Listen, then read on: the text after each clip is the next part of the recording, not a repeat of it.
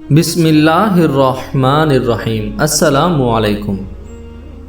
رسول خدا صلی اللہ علیہ وآلہ وسلم کے مقام دفن کے بارے میں تاریخ اسلام کی متعدد کتابوں میں ام المؤمنین سیدہ عائشہ صدیقہ رضی اللہ عنہا سے روایت ہے کہ جس وقت رسول اللہ صلی اللہ علیہ وآلہ وسلم نے دار فانی سے رحلت فرمائی تو لوگوں کے درمیان آپ کے مقام دفن کے بارے میں اختلاف پیدا ہو گیا۔